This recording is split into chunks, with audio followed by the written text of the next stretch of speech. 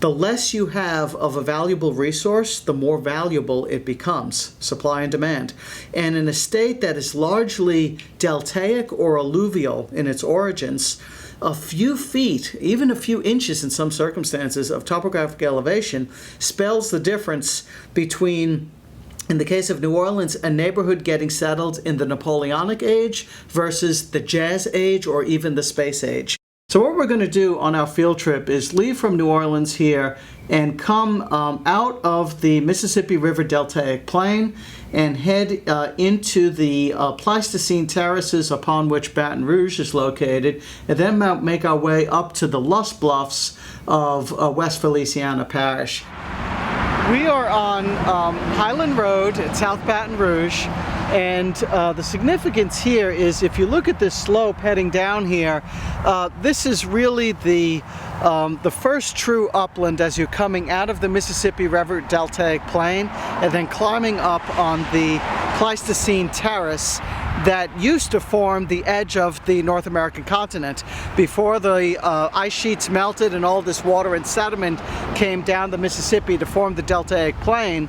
If you were here 10,000, 50,000 years ago, the Gulf of Mexico would have been not too far off in the distance there.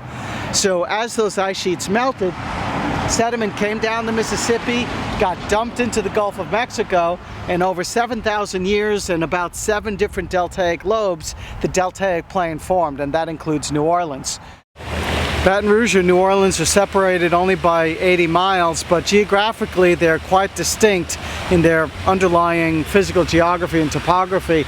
And one of the premier ones is that in Baton Rouge you could stand on the natural terrain and look down on the Mississippi River. You cannot do that in New Orleans. You look up to the Mississippi River, blocked by the levee.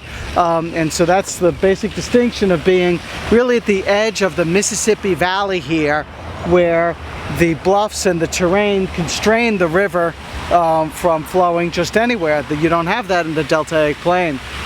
So there is a levee here, but that topographical difference is fundamental. And so for this reason, the Spanish used to have a battery here, an artillery battery, and then in the 1850s, the old State Capitol Museum was built on this perch.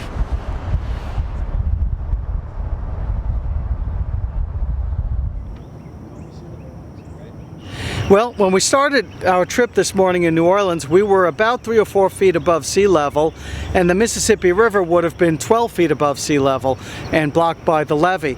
By the time we made it to Baton Rouge, that topographic situation had reversed such that we were up on a terrace overlooking the river. Now we're in North Baton Rouge and up on a bluff even higher over the river.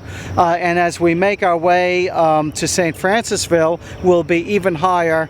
And so you really get a sense that you are no longer on the Mississippi River Deltaic Plain as New Orleans is, but rather at the edge of the lower Mississippi alluvial valley.